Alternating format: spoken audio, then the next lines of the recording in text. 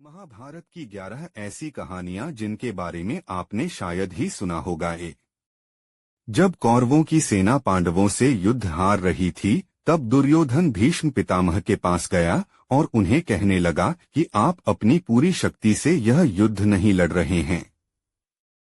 भीष्म पितामह को काफी गुस्सा आया और उन्होंने तुरंत 5 सोने के तीर लिए और कुछ मंत्र पढ़े। मंत्र पढ़ने के बाद उन्होंने दुर्योधन से कहा कि कल इन 5 तीरों से वे पांडवों को मार देंगे।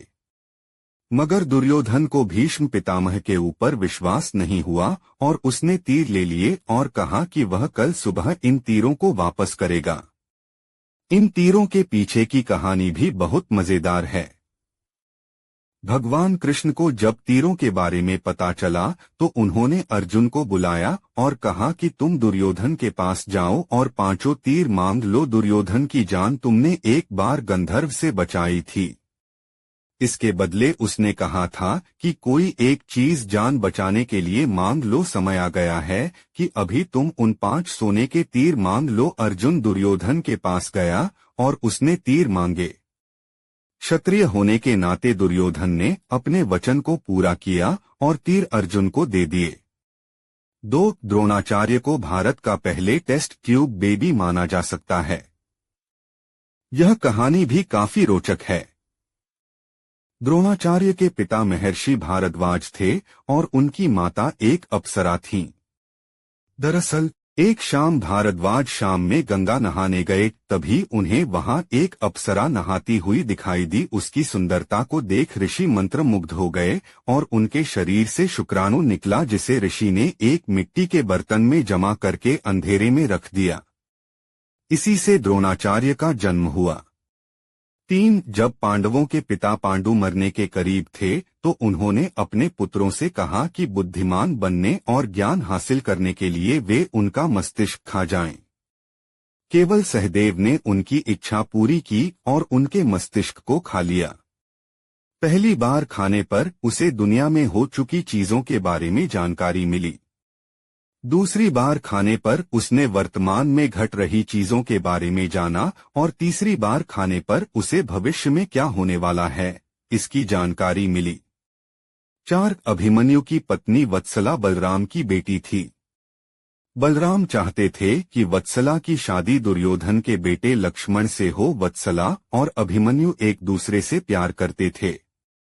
अभिमन्यु ने वत्सला को पाने के लिए घटोत्कच की मदद ली। घटोत्कच ने लक्ष्मण को इतना डराया कि उसने कसम खा ली कि वह पूरी जिंदगी शादी नहीं करेगा। 5 अर्जुन के बेटे इरावन ने अपने पिता की जीत के लिए खुद की बलि दी थी। बलि देने से पहले उसकी अंतमी इच्छा थी कि वह मरने से पहले शादी कर ले, मगर इस शादी के लिए कोई भी लड़की तैयार नहीं थी, क्योंकि शादी के तुरंत बाद उसके पति को मरना था। इस स्थिति में भगवान कृष्ण ने मोहिनी का रूप लिया और इरावन से न केवल शादी की बल्कि एक पत्नी की तरह उसे विदा करते हुए रोए भी छे। सहदेव भविष्य देखने की क्षमता थी, इसलिए दुर्योधन उसके युद्ध शुरू करने से पहले उससे सही मुहूर्त के बारे में पूछा। सहदेव जानता था कि दुर्योधन उसका सबसे बड़ा शत्रु है, फिर भी उसने युद्ध शुरू करने का सही समय बताया।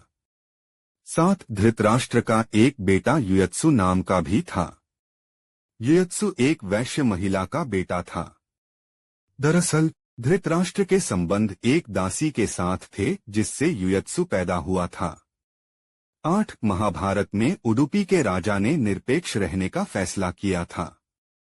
राजा ने कृष्ण से कहा था कि कौरवों और पांडवों की इतनी बड़ी सेना को भोजन की जरूरत होगी और हम दोनों तरफ की सेनाओं को भोजन बनाकर खिलाएंगे। 18 दिन तक चलने वाले इस युद्ध में कभी भी खाना कम नहीं पड़ा। सेना ने जब राजा से इस बारे में पूछा तो उन्होंने इसका श्रेय कृष्ण को दिया। राजा ने कहा कि जब कृष्ण भोजन करते हैं तो उनके आहार से उन्हें पता चल जाता है कि कल कितने लोग मरने वाले हैं और खाना इसी हिसाब से बनाया जाता है। 9 जब दुर्योधन कुरुक्षेत्र के युद्ध क्षेत्र में आखिरी सांस से ले रहा था, उस समय उसने अपनी 3 उंगलियां उठा रखी थी।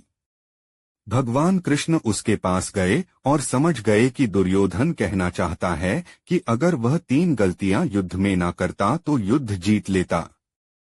मगर कृष्ण ने दुर्योधन को कहा कि अगर तुम कुछ भी कर लेते तब भी हार जाते। ऐसा सुनने के बाद दुर्योधन ने अपनी उंगली नीचे कर ली। 10 कर्ण और दुर्योधन की दोस्ती के किस्से तो काफी मशहूर हैं। कर्ण और दुर्योधन की पत्नी दोनों एक बार शतरंज खेल रहे थे। इस खेल में कर्ण जीत रहा था, तभी भानुमति ने दुर्योधन को आते देखा और खड़े होने की कोशिश की। दुर्योधन के आने के बारे में कर्ण को पता नहीं था, इसलिए जैसे ही भानुमति ने उठने की कोशिश की, कर्ण ने उसे पकड़ना चाहा। भानुमति के बदले उसके मोतियों की माला उसके हाथ में आ गई और वह टूट गई। दुर्योधन तब तक कमरे में आ चुका था। दुर्योधन को देखकर भानुमति और कर्ण दोनों डर गए कि दुर्योधन को कहीं कुछ गलत शक न हो जाए। मगर दुर्योधन को कर्ण पर काफी विश्वास था। उसने सिर्फ इतना कहा कि मोतियों को उठा लें। 11 कर्ण दान करने के लिए काफी प्रसिद्ध था। कर्ण जब युद्ध क्षेत्र में आखिरी सांस ले रहा था तो भगवान कृष्ण ने उसकी दानशीलता की परीक्षा लेनी चाहिए। वे गरीब ब्राह्मण बनकर कर्ण के पास गए और कहा कि तुम्हारे बारे में काफी सुना है और तुमसे मुझे अभी कुछ उपहार चाहिए। कर्ण ने उत्तर में कहा कि आप जो भी चाहें मांग लें। ब्राह्मण ने सोना मांगा। कर्ण ने कहा कि सोना तो उसके दांत में है और आप इसे ले सकते हैं। ब्राह्मण ने जवाब दिया कि मैं इतना कायर नहीं हूं कि तुम्हारे दांत तोड़ूं। कर्ण ने तब एक पत्थर उठाया और अपने दांत तोड़ लिए। ब्राह्मण ने इसे भी लेने से इनकार करते हुए कहा कि खून से सना हुआ यह सोना वह नहीं ले सकता। कर्ण ने इसके बाद एक बाण उठाया और आसमान की तरफ चलाया। इसके बाद बारिश होने लगी और दांत धुल गया। लाइक, सब्सक्राइब, शेयर करें।